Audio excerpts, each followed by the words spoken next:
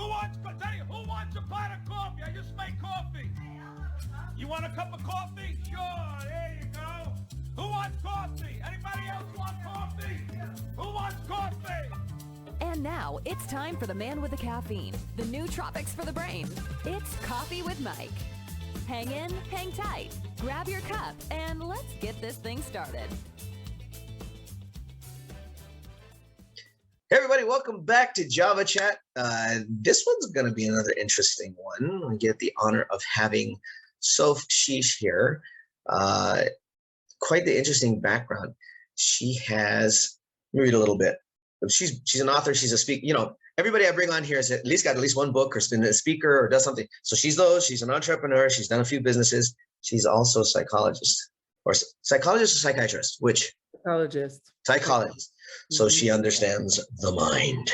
And this is one of the reasons how I'm glad she's here today. She has this thing where she can cut through people's bullshit and bring you out to some real reality. I mean, come on, as entrepreneurs, we make our own realities. We choose our own who we think we ought to be. And it's not necessarily everything that we are or who we are. So I'm sure we'll get into some of that today. So thanks so much for joining us today. Thank you for inviting me. So our first section is always about who are you, where are you from, and you have a wonderfully beautiful cultural background. I'd love for you to share your story. Like, how did you get to where you are today? Wow, that is the biggest question I've heard in a while. I'm from France, Paris. I escaped a little bit in my early 20s. I had come to the States when I was 18 and had this experience of like, oh my God, this is one feels when they're happy. And I could breathe and there's this experience in Paris always. I was too tall, too loud, too strong, too something for France. And I really believe that America I was dropped by the wrong bird on the wrong house being born in Paris. So I found my way to what I consider my home. And I lived in LA for 30 years. I just moved to Arizona. Oh, no kidding. I am in love with this place. Where in Arizona are you? It's called Wickenburg Ranch. It's in the middle, like think nowhere, like nowhere. Yeah, I was gonna say, right in the middle of that. In the middle of nowhere. That is the best. Coming from Paris, it's like I couldn't have been more cosmopolitan or whatever Paris is, and I play pickleball. The new craze, pickleball. It really is. Oh my God, I didn't even know what the sport was until recently, and now everybody and their mother is playing, and their grandmother. It's some of the things you see too. I mean, the ball doesn't always need to stay inside the court. Apparently, I've seen some pretty wild. The rules are pretty strict, actually. It was surprisingly, when you first watch it, it's like, it's like ping pong, but you're standing on the table, right? Not super sophisticated, but then you start playing and it's I'm gonna have to get more into it then, because I was watching something look like pickleball, and these guys, maybe they were just doing an exhibition and having fun or something. But oh yeah, no, it's super strict. The ball definitely stays in the court. And I went to a tournament this weekend because I'm really into it. I play twice a day. Nice. A day. Yes, it's super fun. I'm super into it. Good for your heart. It's great exercise. It's good for everything. And I don't know if you know my story a little bit, but I used to be 350 pounds, which didn't know that. That's news. You sure look wonderful for somebody who was. Thank you. I've lost 200 pounds, so I'm lighter on my feet for sure. But that concept of being athletic, which I am. It's funny how my bigger body was it's just I didn't move a lot because when you're that heavy, if you work out, you break bones, and so not really a good protocol. But now I was filling in one of those forms, for the doctor. I was doing just a routine blood test, and they were like, "How often do you work out?" And in the past, I would have been like, I walk from my desk to my couch. Exactly. And now I rode twice a day, and it's not missed for like 2 months. I've been going twice a day, so feels good when you can do that. Yeah. Anyway, talk about a rabbit hole, huh? No, but it feels really good when you can do that. When you can actually sit in a doctor's office and go, essentially, I'm paying a doctor to tell me either I'm healthy or I'm sick, and I kind of already know this. That's actually true. Yeah. That's good. Yeah, so that's a bit of the beginning. So you began your life here in the US. So you started in LA? I did. I actually knew some people. That was the start of, at least I had a place to stay for Right. 3 weeks. Uh-huh. And then I had to find my own way. And I did. I met good people and I started fun jobs. And there's a quality about my DNA. I pivot really well. Like I'm really good at like, okay, well, what's next? Or, okay, that didn't work. Okay, let's do this other thing. And so I met friends and we started a project and I was writing for a French magazine. You were saying I'm a psychologist. I was writing for a magazine on psychology about what's happening on the West Coast, and it was the beginning of the whole mind, body, soul connection. Nice. And so it was a super fun few years, and it's been super fun years after that. So it sounds like that's what led you into your own studies in psychology. Is that about right? Yeah, probably. I mean, I think I was always on a quest. I was an unusual kid. Like everybody was into the biggest whatever and the watch and the clothes and the this and the that. And I was really interested in what make people tick and what gets us to do what we do and why. And I was asking very deep questions from being very young. I think we come with our own suitcase somehow, planet. So you did that, and then as you were going through that process, did you go back to go get your degree? Because I think your degree is from France, or? So I have an MBA as well. I have 3 degrees technically because I'm a journalist as well. So I did business in psychology, business in journalism in France, and I did psychology here in the States. And it was beautiful to study something that truly interested me, as opposed to the thing you do because, your parents think it's a good idea. Exactly. Of sorts. And so it was very powerful for me to realize, wow, when you study something that deeply, deeply interests you, how much more, which I think is part of the education problem we have, is that those kids are not as interested in, they have a phone, they can do all they can do, and then they come to school and it's like whatever we were studying 100 years ago. So Yeah. then they think they have ADD. It's like, I don't think you have ADD. I think you're bored. Yeah. So, yeah. The education system has not been very, I know I'm probably going to hear it for this, but has not been very good at keeping up with the time, or the technology for that matter. No, I mean, this year, sadly, the technology probably helped a little, but no, I think that education is what it is, and then kids are supposed to fit in there, and it should be, the kids should be the center of the problem we're trying to solve, as opposed to, the other side, the other way around. So I do know they're working on a certain model where the education system is more student-centric, to where it focuses on what the student's strengths are and nurtures that while still working on the other stuff, at least at the at the elementary level. But the idea of being able to give them a stronger foothold so that they can have better confidence in who they are. Exactly. You'd think that's a valuable thing, right? And also, so I'm sure we're going to talk about it, but productivity and learning how to manage yourself is an interesting topic that is not covered in school. And then you have these grown-up adults that are not very adept at, like, how do I motivate myself? How do I go from point A to point B? And how do I, when I say I want to do something, how do I get myself to do it? And I think that should be the center of school. That's funny you bring that up, and we might as well begin to break the ice on that one, is talking about realities. This has been a subject actually that has been kind of swirling around in a few circles that I'm involved in, and that's why I'm glad you're here. Somebody once posted, and I'm trying to remember what it said, but whose reality are we actually living? Mm-hmm. And what premise are we using as, like, are we who we say we are, or are we who we think we're supposed to be? And when people formulate that kind of stuff, I mean, can you kind of give a little bit of perspective on that? It's like, what I think is real isn't necessarily real. It's due to my perspective. And then my reality, me, the person, is not necessarily me because I've been programmed a certain way, or I allowed a program a certain way, or you know where I'm going with that, right?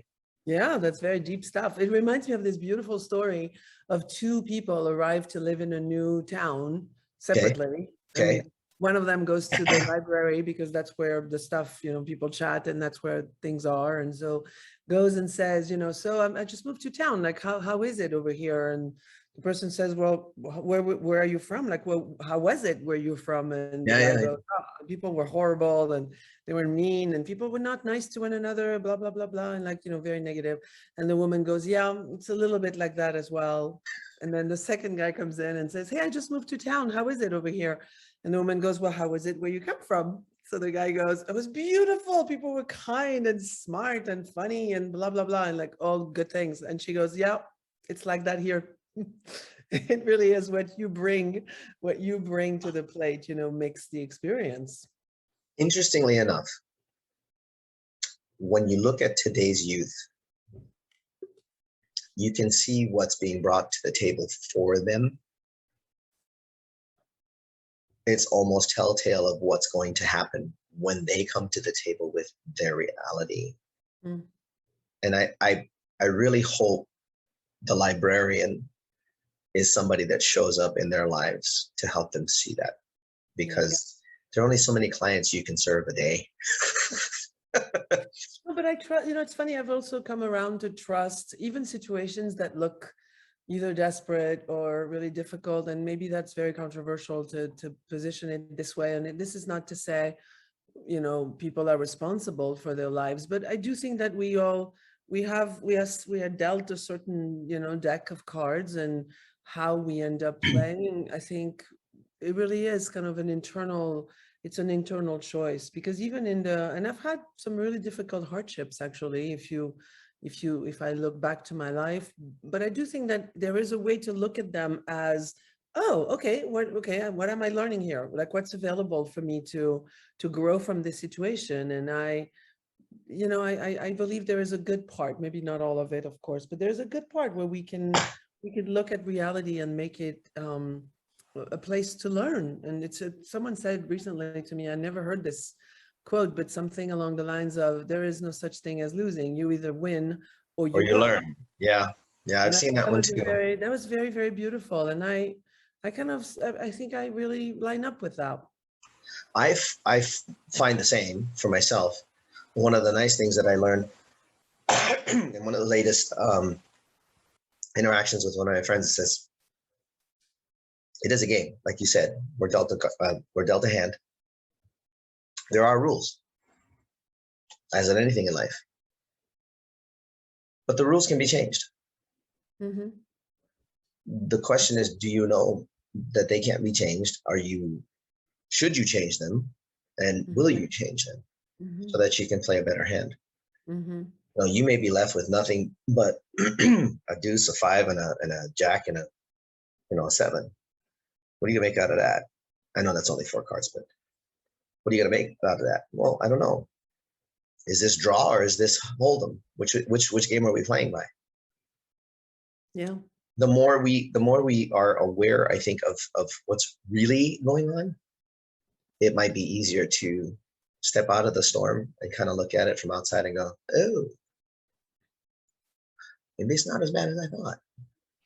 Yeah, and that's difficult to do. It's the story of the elephant who's attached to the wall with this big thick chain and tries to pull it out of the wall, and of course doesn't have the strength to do that. But then as the elephant grows, one little string attaches it to the tent, and the elephant doesn't even try. The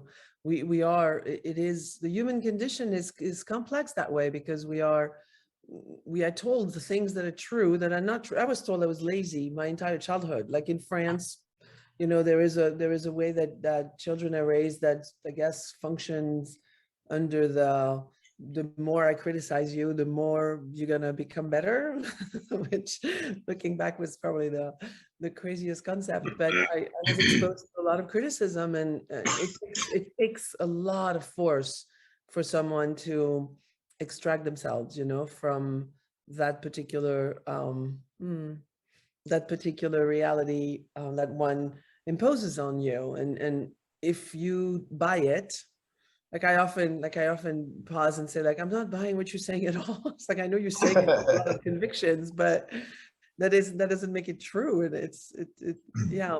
So I think questioning what one believes is probably the most maturing, the most spiritual, the most exciting. I mean, it has like really good words for me to it, because it's like we don't know what the puzzle is, but if we don't question every piece, we end up making something that's not the life we wanted. And it's, you look at the thing and you're like, what is this? Like, that's not what I was building. And then you're old and it's too late. And it's just, I actually, my uncle, who was in a hospital for a lot of his life, he had a brain condition that made him, and I went to visit him once, and he was not ready, and I was in the park waiting for him, and this old guy, like straw hat and like old piece of cigar, and I'm 20 something and he's 90 something. And so of course I, being a psychologist and a journalist, you can see the curiosity peaking, but I'm just like, tell me what did you learn? What did you get? What did you miss? And he proceeds with like, I didn't like my life, and I didn't love my wife, and I hated my job, and my kids I don't really connect with them at all.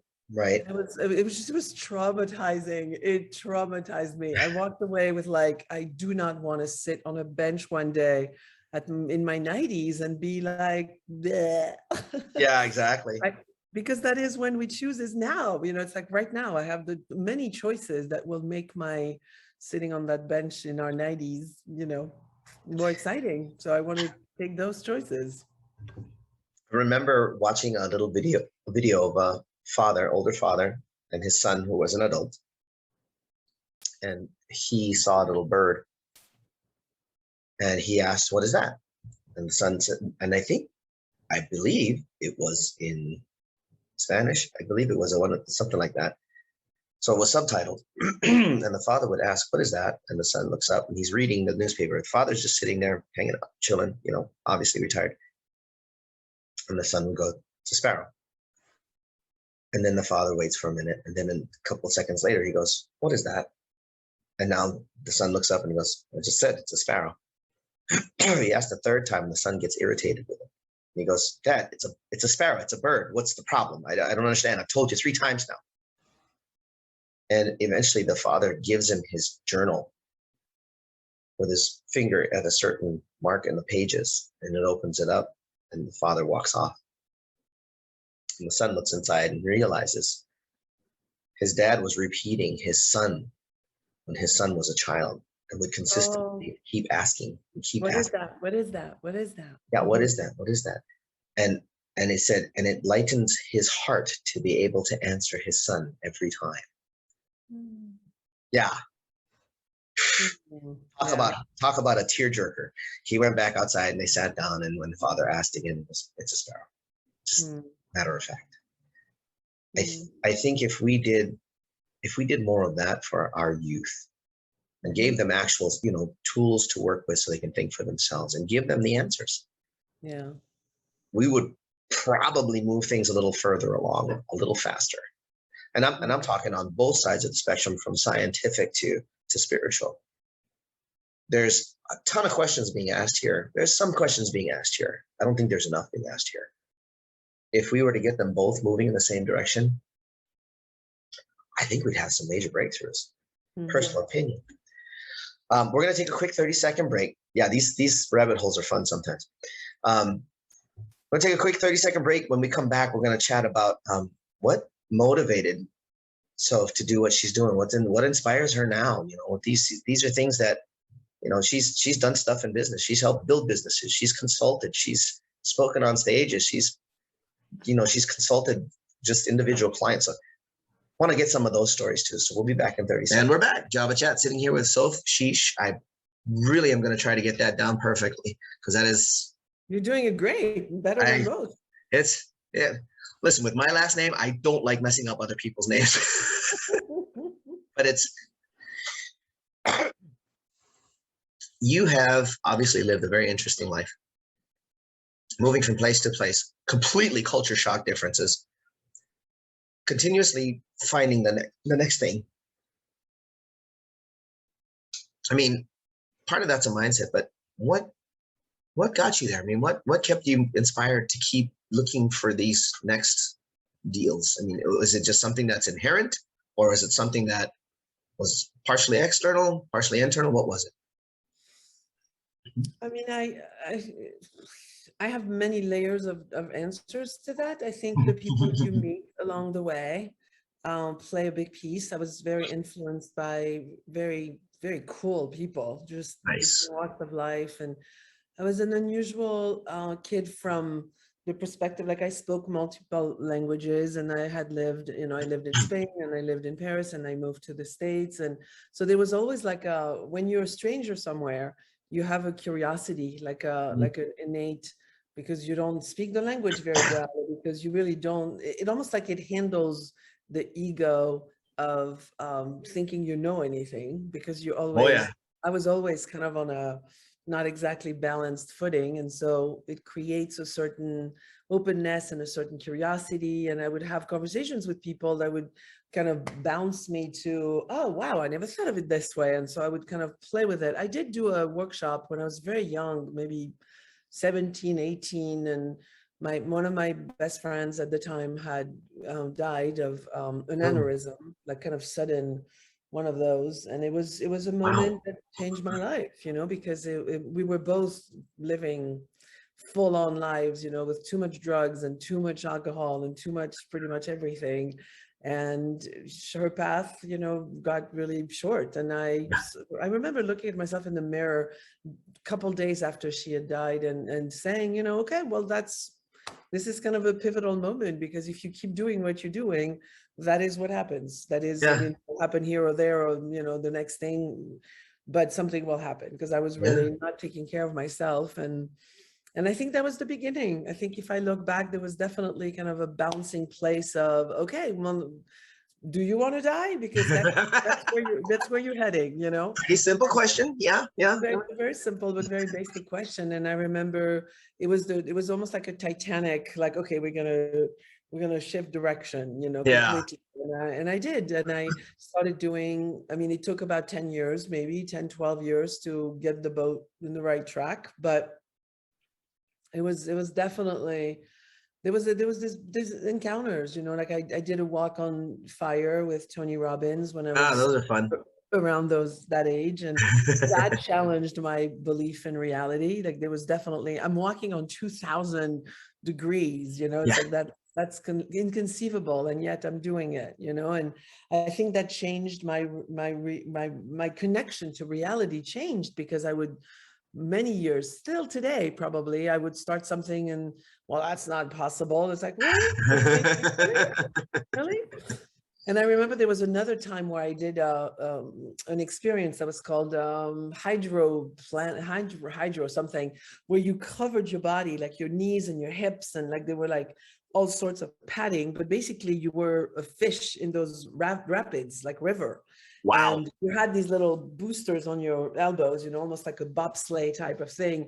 And you went down the river, like as fast as the river was going. And I remember the only guy that got hurt when we were going down was the one who paddled and fought the river. Like the guy had warned us that the only way to go down this thing and not hurt ourselves was to just go and trust the river. And it was the closest thing to being a fish, probably, that at one point we have. But we would like fly over the rocks and take a turn and gush and go around and down, and then up there was a lagoon and we would rest. But this guy, he was just not having it, and he kept fighting and trying to control the rapids, really, and that's what people do with life. They try to control life as if, that was a thing. It's not a thing. You can't control anything, I think. And so I remember having this awareness when I got out of the water of like, if you fly and if you flow with the rhythm, you'll be fine. That was such a great, light bulb moment of like, if you fight against what's happening, you're screwed. He banged both of his knees, broke his legs. It's just like a very clear, message to. So I'm not sure I'm answering your question, but that really played a big piece. No, you're rolling a good subject though, because I mean, to be fair and to be clear, how many of us that are entrepreneurs have not done that? I mean, we get into situations, business is every day. I mean, it's not for the faint of heart. there's all kinds of stuff that goes down. Some of them wonderful, some of them not wonderful. I mean, you still have the other side of business where, you know, there are problems that have to be dealt with. Yeah. But again, are you going to fight it? Or are you going to flow with it? You know, and all the cliches that go with it, flow state, etc., and all that stuff that everybody wants to talk about. But honestly, it's just, if you're resisting, you're going to create friction. Friction creates heat. Heat creates problems. Yeah. You know, and if you're a little more open to maybe understanding the situation and trying to figure out what the lesson is in it, that maybe next time around it's not so resistant, or maybe next time it doesn't seem so bad. You know? Yeah, it's a really interesting debate though, because I also can fight for the argument that sometimes friction is what creates something new and something different and something better. You know, if I look at my life, it is out of trying to solve something difficult that it shaped my character, you know, like it shaped who I've become. And so go. Would that be friction, or would that be perturbation? Because I agree with you on that. In order to grow, there has to be some pressure. In order to be able to become something of more value, you do have to go through some stress. That's never gonna. There's this beautiful story about an Australian reef. I think it's a true story. I've never been there, but there's a teacher who's taking these kids to this lagoon, and there's this thing that goes into the ocean, and one side is exposed to the, you know, the rough of the water, and the other side is this lagoon that's very, you know, nothing is happening and there's no movement, and one of the kid, and it's thin enough that you can see both sides, and one side that's exposed to the the rough, the corals are bright and the colors are brilliant, there's all this like beauty that's happening, and on the lagoon side it's like it's all, you know, kind of dead. There's no color, it's like dead. Exactly. And it's so it is a fine line, you know, to be willing to expose ourselves somehow to the rough of life, which creates the diamonds, not to cliche too much. And, you know, also to be able to see something come and trust. I actually had bad news this morning. I heard something that was slightly disappointing, and I saw myself want to go there. It's like, it's attractive to be like, it is. And then I was like, what do I know about life? What do I know? I know that things work out. I do know that things work out. Like on the other side of it, there's always, you know, especially if you have a spiritual angle on life, it's like it's all working out. It really is always working on our behalf somehow. So even something that doesn't look or feels good, or, you know, there is, I believe in, you know, spirituality to me is what is at the engine of all this. Like something is, like, for all we know, you and I are upside down right now. The planet is holding us. You know, what is holding us, right? Like we're sideways. We're kind of we're sideways.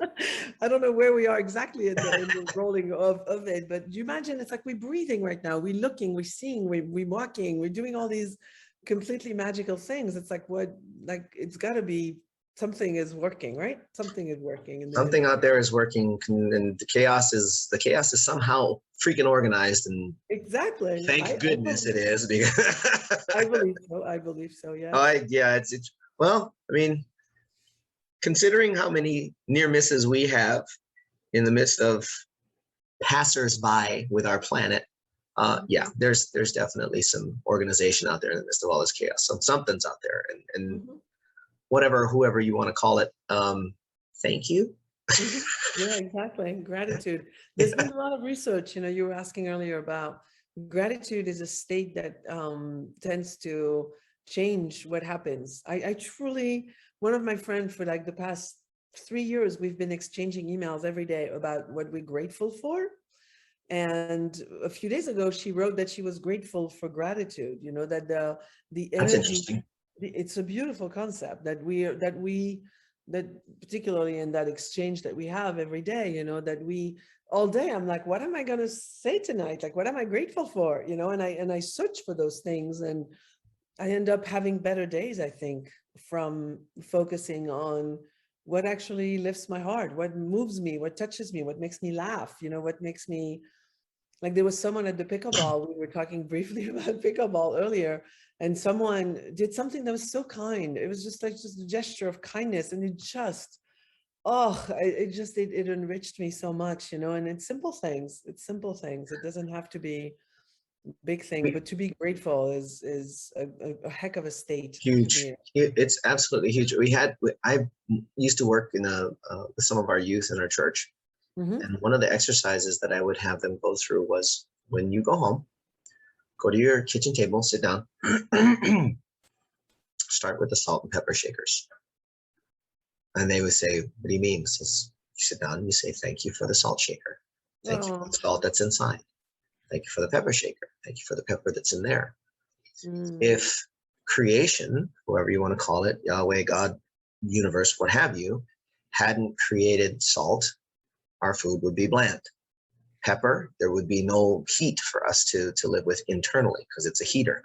Mhm. If that had not created glass or ceramic, there would be nothing to hold it in. Mhm. How then do we go about not being thankful for those things that happen? Start there. And you could kind of see them confused at a second, but the next week when they came back, hey, guess what I did? I'm looking at them, I'm going, seem a lot happier.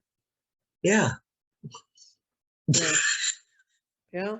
Yeah, It's quite a beautiful thing to be that simple in our appreciation, you know. it seems silly at first, but after a while, when you start feeling that build up inside, changes things. So even in the midst of a harsh situation, if you have gratitude for the fact that it's a hard situation Mhm. and that you know there's something in it for you, you're just going to be patient to wait for it. It shifts the energy. It really, I believe it shifts the energy. It Yeah, makes I agree with you. I agree with you. That's what happens.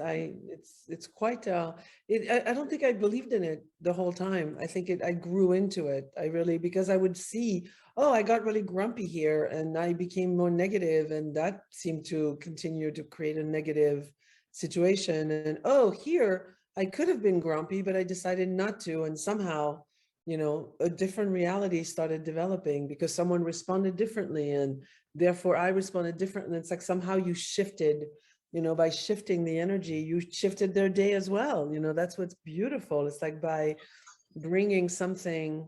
We had a debate the other day at a dinner about meditation, and this guy was all about, I'm going to the Himalayas and I'm going to take 6 months and, you know, breathe, whatever. And I was like, that's beautiful. I mean, that's, some of us probably are wired to do that, but it's like, to me, I was at the supermarket and there was a long line and I was impatient, and I Yeah. just like, you know what? You're buying food. You're in a city, in a country that has food. Like, let's celebrate that. Like, you want to be impatient because there's 5 people before you? Like, blech. Like, it made me like kind of, it grossed me out a little bit, you know, that I was annoyed by that. And it was beautiful because it was also, oh, here's a moment where I can shift and choose this moment to become. And I started chatting with the woman in front of me, this old lady that had lipstick all over her face. And we just had this like super sweet moment. And I'm pretty sure she had a sweet moment too, that we somehow, and I could have been like standing there grumpy because I had to wait 5 minutes. Like, no, that's not interesting to me. It's what gets me what's the word? That situation is so readily available. Yeah. It's what people are choosing Yeah. versus what they could be choosing, like what Yeah. you decided to choose. Yeah. You know, like, and this is classic because everybody does it. Self-guilty as well. On a highway Oh, that or one. on the roadways. I gotta get there. The sooner I can Yeah. get there, the better. Everybody get out of my way. Why are you in my way? Why are you doing this? Why are you being that? And again, I've done it too. You know, like I'm famous for pointing out the assholes on the road, which is, you know, look at that one over there. I never remember that there's another one behind me pointing at me going, look at that asshole. Anyway, the idea of it though is like you said, if we took the moment and goes, you know what? Yeah, it's a traffic jam. I could have left earlier. That's one. So part of that's on my shoulders. So sit down on that one. But at the same time, it's like maybe this timing is meant to have me come in late. Maybe there's something else where the other side needs a little more time before I show up. Exactly. Yeah. Oh, if we were able to shift when someone cut, I learned a big, there was a big moment there too. I was driving and someone cut me off and it was like, oh, like it just, It's it takes instant. over, which I hate. I just hate being taken over. Talk about control. Like if you're going to be in control of something, be in control of that, because but I remember them cutting me off and I was actually on my way to pick up a friend at the hospital. And when I got to the hospital, the person who had cut me off was there. I recognized the car and I was walking with them and we ended up striking a conversation and he was in the hospital because he just found out that his son, oh, it just wants me to cry every time I think of it. But this guy, he had just found out that his son was diagnosed with cancer and he had rushed to the hospital to be with his wife. And I was like, you know what? I don't know. I don't know what the person next to me, I don't know their life. I don't know what's happening. I don't know what just happened to them. And I want to be the force of like, I'm going to be kind. This person just cut me off. And for all I know, he's on his way to meet his wife to, help their son. And so I find tricks like that to help me because it's tempting. It's tempting. Like we all on a treadmill, it's going too fast. And somehow, we have to do something. It's like we keep talking about this thing out there in the politics and the big corporations. And it's like, there's no enemies out there. It's all, what am I doing in this moment? Am I choosing to get upset because this person thinks differently than me? It's like, Yeah. I find ways to elevate the conversation for myself, that it becomes like, if my daughter was witnessing this right now and I got so upset about something, would I is that that's what I want to pass on? That's my legacy, that I get pissed at everything. Yeah, it doesn't. One, it doesn't serve. Two, it doesn't help. In any situation, for that matter. I'm also one of those. It's like you can think any way you want. I've got, if you look at it either ideologically or politically, I've got friends on all sides of the spectrum. Mm-hmm. Friends that I can call and say, hey, how have you been? And they won't bring up anything that's a stress point. Mm-hmm. they're just like, I'm good. Are you okay? Yeah, I'm fine. Have you done this yet? No, I haven't. Okay. You ever think about doing this yet? I'm like, probably not. Okay, gotcha. And the conversation moves on to something else. It's like, how's the kids? How's your business? How's your job? How's things? How are things? Yeah. Tell me that things are good. Let me glom onto something wonderful. Yeah. And that's how I am with my friends most times. It's like, give me some good news. I don't have any. Yeah, you do. Go find something. Give me some good news. You have something that happened today that was wonderful. Don't you have a daughter? Don't you have a kid? Don't you have a wife? What's the good news there? So long as nobody's gotten cancer, I think there's usually some kind of good. And even then, I mean, I had a business partner who did have a son that had cancer. And even in the midst of that, he was able to celebrate a few things. Mm-hmm. So it's nice to see that it's somewhat inherent in some of us. I'm really hopeful that more will catch on. Mm-hmm. In speaking of which, in your practice, in what you do and BeCurrent today, which we're going to talk a little bit more in the next section here in a minute, mm-hmm. Isn't that some of what you do, is try to help people get to that stasis, that new level beyond just existing? It is what happens. What people think they buy is a productivity type of methodology that allows them to do more things. But pretty quickly on, we have the conversation of, productivity is not about widget making things that don't matter. You're just going to make more of them, Yeah. The conversation very fast gears towards like, what is on this plate that is actually yours and actually you care about and that's meaningful to you. Because if it isn't, find a way to pass it on or do less of it or find a way to do it. I was working with a teenager actually recently and he was not doing his homework. And so his life is, hell. Because yeah, exactly. He can't get out and he, the parents keep taking away things from him. And I'm like, how long would it take you to do the damn thing? And he's like, 15 minutes. I'm like, stop being an idiot. Just do the thing. Just do the thing. And then you can go do what actually, and it was beautiful because he went on to like do the things that got him the right or the whatever, to go do what he really wanted to do. And he started like this YouTube channel and interviewing people about the most spicy foods they eat or whatever, something. might be slightly silly, but he was doing like he went from being slightly depressed to like connected to life again, you know? And I was like, do the thing you have to do so we can get out and do something we want to do, you know? Yeah. And Yeah. that's one of my main focus is helping people see that if something you have to do it, just do it. It's not going to feel better in 2 weeks. It's going to get worse.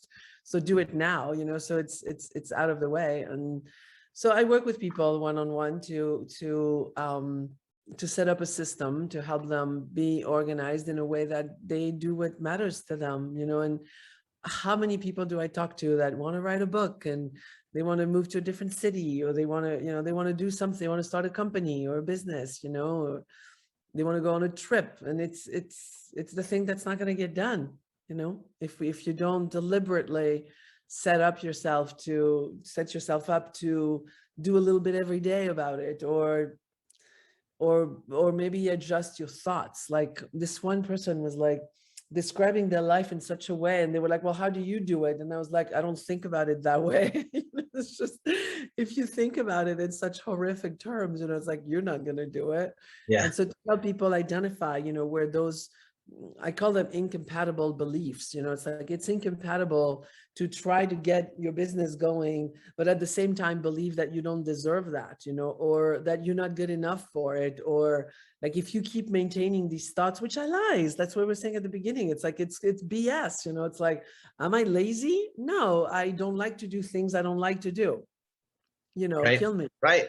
That's, you know, identify what those things are and do more of them. It's like a lot of people, when we build their systems for them, it's like they'll notice that thing doesn't get done. And if I take a minute and poke at the thing, it's like, why are you not doing it? It's like, well, I don't know what to do. It's like, well, do you know how to ask? No, I don't know how to ask. Or I don't know why this thing came on my plate. It's not for me to do. It's like, oh, so you don't know how to say no. Okay, well, let's work on that. You know, it's like productivity is not what tool are you using. It's how do you, you know, what do you let in? What do you say yes to? It's like, I love this, like I often tell the story of like, it's you walking down the street and there's a couch. Someone threw a dirty, you know, pee smelling, you know, from dogs, whatever. You don't say, oh, I'm just going to bring it in. I'm going to bring it home. You know, you don't. And yet you do that with your thoughts, and you do that with your appointments, and you do that with whatever you say yes to. And it's, you know, the first exercise is learn to say no, like, because otherwise, when the thing appears on your calendar, you didn't want to do it 2 weeks ago, you still don't want to do it. Why did you say yes, you know, unless you really had to? So yeah, we work with the psychology of productivity. The funny thing is that when you said the dirty couch that's all messed up and everything, yeah, my mind immediately went to, well, in a positive thought, couch has probably seen some better days and it's probably had a lot of fun. Yeah, exactly. But it's not coming home. It ain't coming home. Do you want it in your living room? You know, do you want it in your own house? And the question is often no. Probably not until it's been Cloroxed about a week, at least. Cool. Well, we're gonna take one more break. 30 seconds, guys. We'll be right back, and we're gonna chat a little bit more about what's next. What's Soph gonna be doing, or what is she doing, and where can you find her? Right. So 30 seconds here. Welcome back, Java Chat. Sitting here with Sophie Chiche and chilling out, talking about. We got into this thing on the break about archetypes, and it just so happens to be exactly what she does. So, can you kind of describe? Like, I think there's like 5 that you focus on at present, and what they're like as far as in relation to this breakthrough work that you do with people. Yeah, so archetypes are trends, I would call them, you know, so out of 100 people, it seems that about 20 and 20 and 20 and 20, right? There's like segments of the group that seems to be functioning the same way. Like you have the similar reflex, you need the same kind of information to be able to perform, or you generate a lot of ideas and, you know, it's difficult for you to actually put them in action. For someone else, it's super easy to put things in action, but they don't have really good ideas. And so it's attempting to codify a little bit, like what kind of personality you have around productivity so that you understand yourself better. It stems from, we're afraid of what we don't know. That's one of the classic, you know, what scares us the most is the unknown. And we don't know ourselves. We literally, a lot of people do not understand themselves. And that's step number one. It's like, if you start to understand that, oh, when something like that happens, this is what I tend to do. Or when something like that happens, it shuts me down and then I'm not able to bring myself back. So how do I track it proactively so that I don't end up in a situation where I know I'm going to be it's going to be very difficult for me to perform or to function. And so identifying archetypes is a way to, it would be like going to the engine of the car and being like, oh, I guess one of those is a battery, and not knowing how the thing works at all. And it's like, it's doing that within ourselves. It's really trying to understand, why is it easy for you to start something new, but it's really difficult for you to wrap it up? You know, because maybe there is a perfectionism, or maybe there is a commitment to like keeping things going because you're afraid if you finish one, you're not going to be able to start something else. And so you'd rather stay, you know, in that one particular path. And so to identify those things, like I was on a podcast a few days ago, and it was two people, they're not a couple, but they're a man and a woman, and they work together. And they took the quiz on the website. That's at BeCurrenttoday.com. You can take that quiz about your own productivity style. And it was the most moving thing, because you could see they're having a hard time, you know, and I could see from their archetype that it would be difficult for them to work together. And so, but it's also the strength, you know, like one is very structured and the other one is, you know, generating ideas every 10 seconds, which makes it for a really difficult. Oh yeah, that's really difficult. Yeah, that does. It is difficult, but it isn't and so we ended up landing on the woman in this case is the one who keeps generating all these ideas, and the guy is the one who's attempting to structure a little bit. And their relationship was really poisoned by not understanding, you know, each role. And so when we explored together, we landed on, oh, you mean when you try to structure me, you're not trying to control me. You're really trying to help so we can generate some of these ideas and make them happen. And he said, oh, when you have all these ideas, you don't need me to do all of them. You just want to explore. And, you know, somehow in the midst of this, they found this really healing space. You know, it was really, really beautiful. It was really beautiful. That is beautiful. My goodness, when you can get, well, two people, period, whether they're same or opposite gender, doesn't matter. When you can get two humans to actually understand each other, yeah, and the amount of synergy that they can create, yeah, even though it started with them understanding themselves. I mean, forget.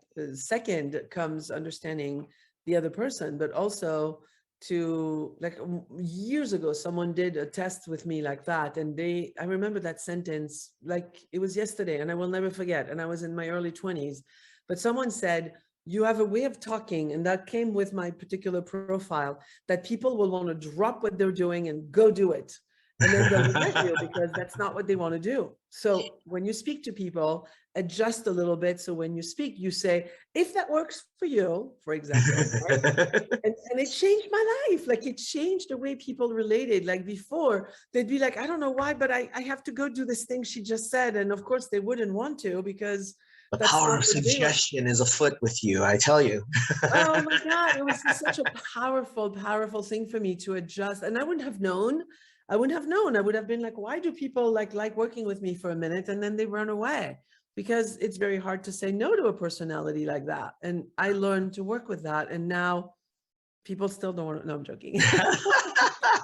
I find that hard to believe, but it came from an understanding of self, which I adjusted a little bit. You know, it's like food. If you eat a food that makes you sick every time you eat it, it's like either you want to be sick and continue to eat it, or you want to feel better and maybe you stop eating it. And it's that simple. It is that simple. But people don't necessarily, because that's the other thing we were discussing earlier. In order to respond well to what happens, or as a choice, you cannot be full on caffeinated. You haven't slept in 3 days and you've drank too much alcohol and you blah, blah, blah, blah. It makes it really, and you eat sugar up the. I will be excusing myself at this point.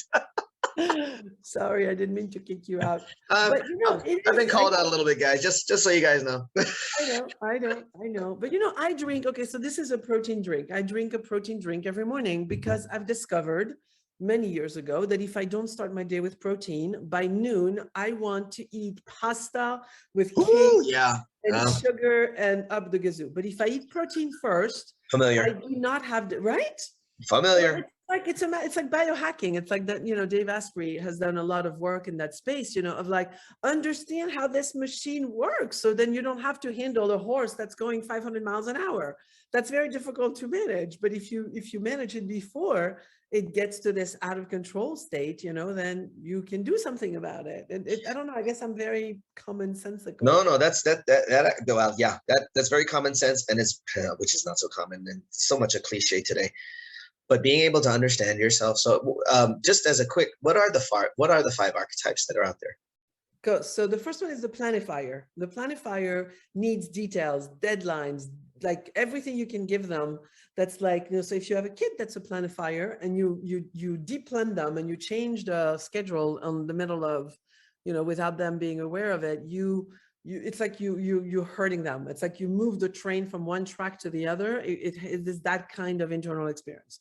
And then you have the creativator. So I'm a creativator, and a creativator is a balance between having a lot of ideas, but also having enough structure that you can actually make it happen. Our challenge, the creativators, is that we engage with too many things, a little bit of, shiny object syndrome. And it's like, oh, that sounds cool. Like, let me do this other thing. And then we get deep into that thing, but then we kind of didn't finish this other one.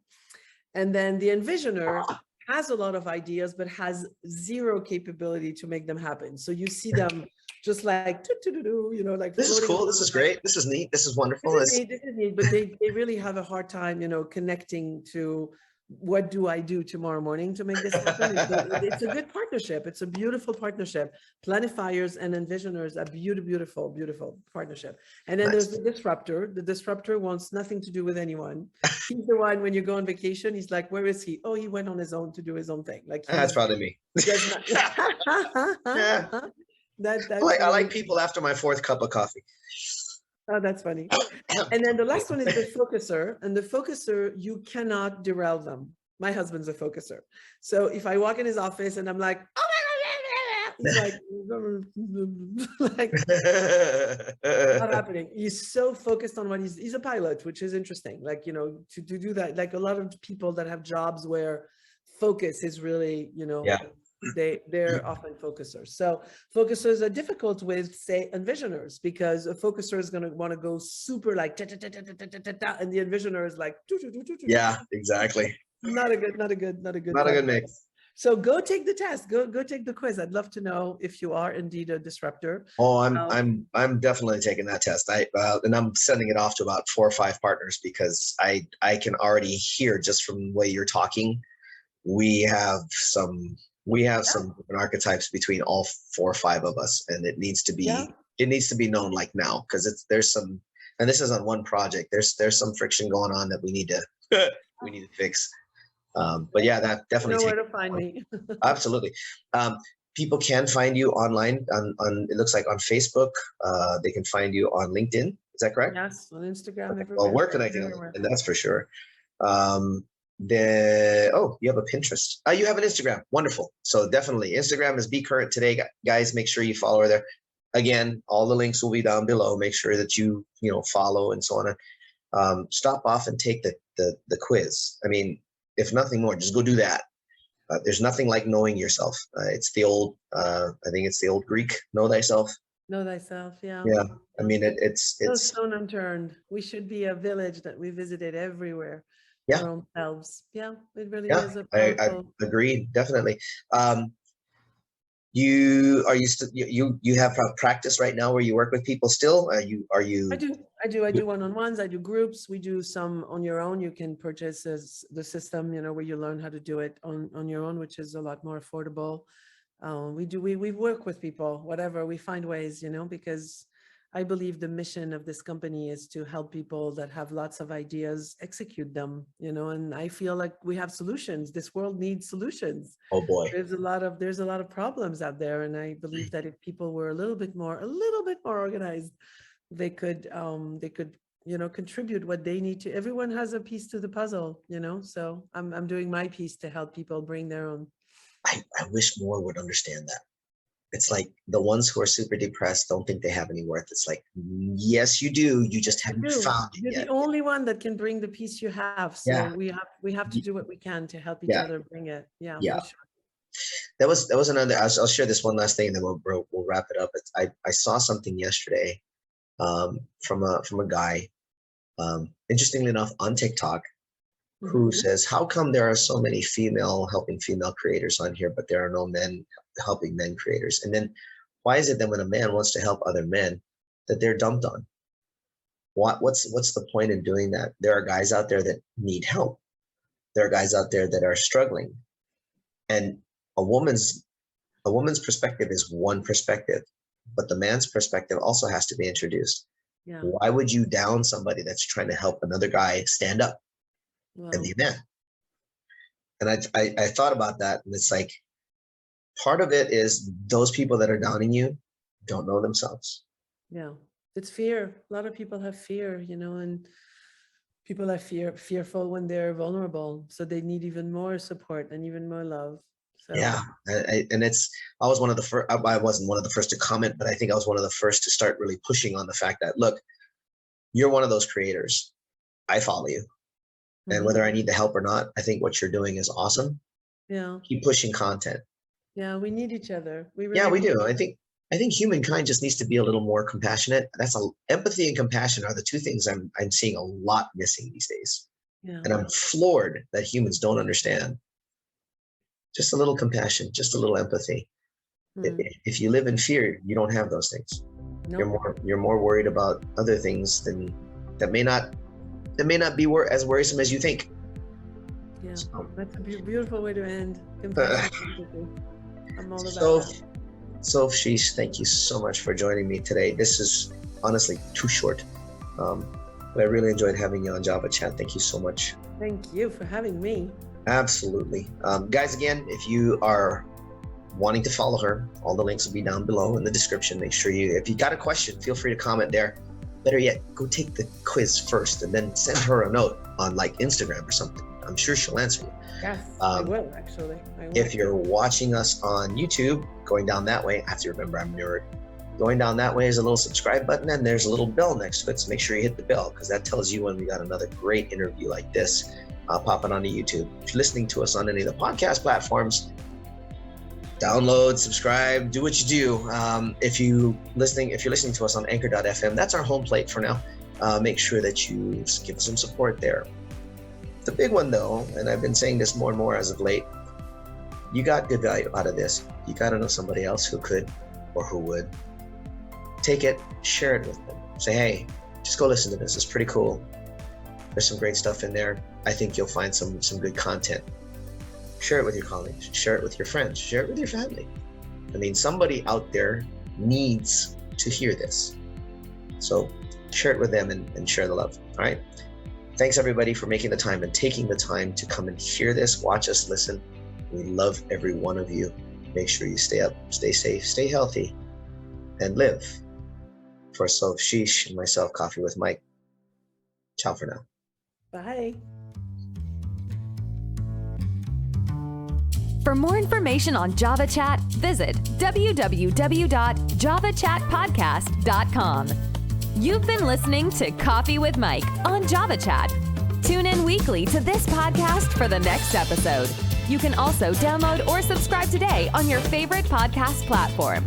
A production of Oasis Media Group, LLC. Located in Las Vegas, Nevada. Copyright 2019. All rights reserved.